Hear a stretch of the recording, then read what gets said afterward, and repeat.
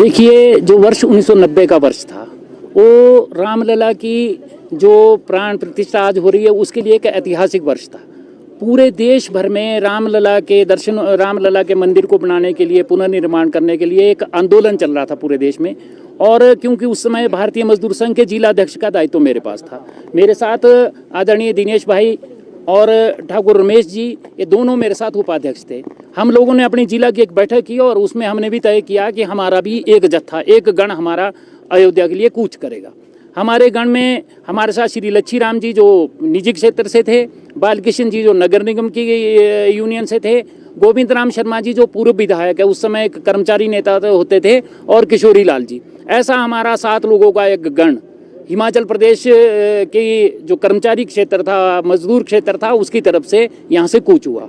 तो हमारे जो वाहिनी प्रमुख थे वो श्री राजेंद्र पाल सूद जी थे, सुरेश भारद्वाज जी और उनके सहयोगी, ये सब लोग भी हमारे जत्थे के साथ, हमारे गण के साथ एक गण की अगुवाई कर रहे थे। इस तरह से हम लोगों ने पहले, हमारी जो कार सेवा का था, पहले हम लोगों ने ज़्यादा लोगों को तैयार करने की कोशिश की, लेकिन पूरे देश में एक भय का वातावरण बनाया जा रहा था। जो राम विरोधी सरकारें थी, वो जो है, तो वहाँ से मुलायम सिंह जी ये कह रहे थे कि उत्तर प्रदेश के, आप अयोध्या की बात छोड़ो, उत्तर प्रदेश में भी किसी कार सेवकों को घुसने नहीं दिया जाएगा और वहाँ पे परिंदा भी पर नहीं मार सकता। इस तरह का ऐलान लगातार हो रहा था और एक दहशत का माहौल था।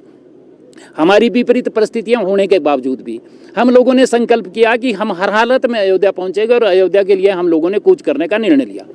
तो 27 तारीख को हम लोगों का यहाँ पर जो शिमला का सनातन धर्म मंदिर है, उसमें हम लोग सब इकट्ठे हुए। वहाँ से हमारे को विधिवत विदाई हुई। जब बस स्टैंड में हम लोग पहुँचे तो हमारे अभिभावक भी वहाँ पे थे। बहुत ही दर्दनाक दृश्य था, सब लोग रो रहे थे, सब लोग भावुक थे। और जिस तरह से हमारी वहाँ से विदाई हुई एक बस में, हम वहाँ से कालका पहुँचे। कालका में जैसे ही हम कालका से पीछे हमारे को उतार दिया गया और हम हिमाचल प्रदेश से वहाँ से पैदल गए। हम लोगों ने अलग अलग एड्रेस हमारे पास थे, उस एड्रेस के मुताबिक हम अपनी अपनी सीटों पर बैठ गए और हमारे जो भी पूछताछ वहाँ से शुरू हुई, क्योंकि हरियाणा में उस समय कांग्रेस की सरकार थी, इसलिए वहाँ से हमारी छानबीन शुरू हुई।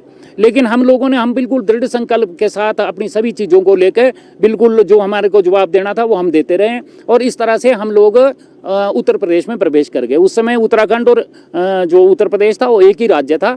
तो वहाँ पे हम पहुँचे। वहाँ से बहुत सारे गुप्तचर हमारे जो डिब्बे थे उन ट्रेन के अंदर, वो हम वहाँ पे आ गए। लगातार कभी मेरे से पूछताछ हो रही थी, कभी दिनेश भाई से हो रही, कभी रमेश जी से पूछ रहे थे, कभी अन्य कार सेवकों से पूछ रहे थे। लेकिन हम लोगों ने उनको काफ़ी देर तक उलझा के रखा और हम लोग आगे बढ़ते हुए जब हम मुरादाबाद पहुँचे तो हमारे में से एक कार सेवक को पुलिस ने पकड़ लिया, गुप्तचरों ने पकड़ लिया और उसके बाद जिनसे वो बात कर रहे थे उनको एक एक करके उन्होंने पकड़ना शुरू कर दिया। आखिर में, सबसे आखिर में हमारे गण की बारी आई। हम लोगों ने वहाँ पे बहुत प्रोटेस्ट किया, लेकिन उन्होंने ज़बरदस्ती हमारे को उतार दिया।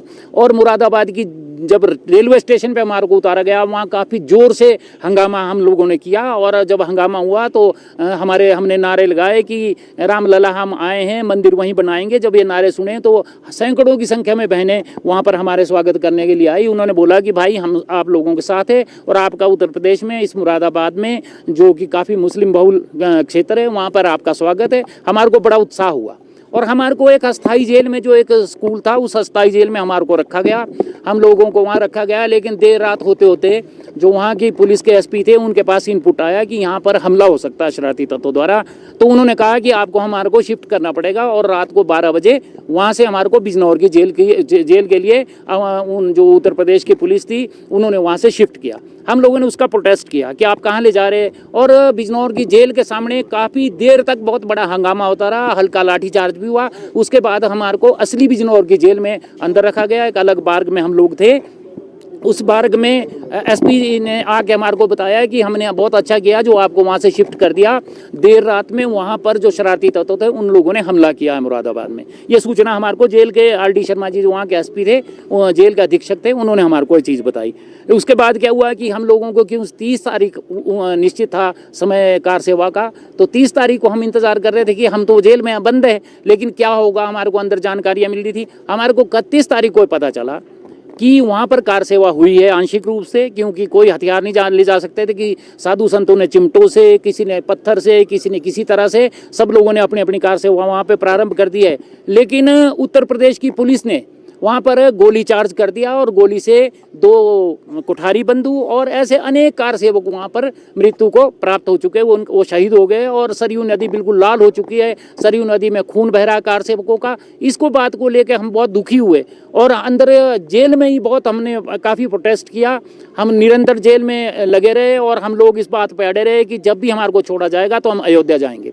रोज़ हमारे से पूछा जाता था, लेकिन जब हम लोगों ने जाने पे हम दृढ़ संकल्प थे तो 6 तारीख को हमारे पास जो जेल के अधीक्षक थे वो आए कि अगर आप नहीं मानते तो फिर ठीक है, आपको अयोध्या ही भेजते हैं। और अब एक उत्तर प्रदेश की पुलिस जो बस थी उसको बुलाया गया, 4 पुलिस के कर्मियों को हमारे साथ बिठाया गया और हमारे को एक एक करके जेल से रिहा किया गया। हमारे को जेल का बाकायदा सर्टिफिकेट भी सब लोगों ने इशू किया, सब लोगों को इशू किया। वहाँ के अधीक्षक ने हमने बोला कि हमारे को लिख के दो आपकी, हमारे को आपने यहाँ पे अरेस्ट रखा है, तो वो सर्टिफिकेट भी हम लोगों के पास प्रमाण के तौर पर मौजूद है। हम लोगों को वहाँ से जब हम लोगों को छोड़ा गया तो वहाँ से हम लोग जब हम हरिद्वार पहुंचे तब हमारे को पता चला कि वो हमारे को अयोध्या नहीं ले जा रहे बल्कि हमारे को वापस शिमला भेज रहे हैं। तो हम लोगों ने अयोध्या में रिक्वेस्ट की पुलिस वालों से और हमने वहाँ पे गंगा स्नान किया और उसके बाद शिमला के बस स्टैंड पे उत्तर प्रदेश की पुलिस ने अपनी बस के माध्यम से हम लोगों को उतारा।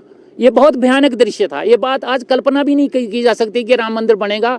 सारी ताकतें राम मंदिर का विरोध कर रही थी और जो धर्मनिरपेक्ष नेता थे वो पूरी तरह से विरोध कर रहे थे। लेकिन हम लोगों ने उस समय जोखिमपूर्ण बात यह है कि कर्मचारी होते हुए, मजदूर होते हुए अपने काम को, अपने सब चीज़ों को दांव पे लगा के हमारे जो जत्था था, हमारा जो गण था, वो बाकी लोगों में एक अलग तरह का गण था, क्योंकि बाकी कोई राजनीतिक क्षेत्र से था, कोई किसी और क्षेत्र से था, कोई विश्व हिंदू परिषद की तरफ से था, लेकिन हम बीएमएस की तरफ से जो गए थे उसका उल्लेख मैंने आप लोगों के सामने किया है।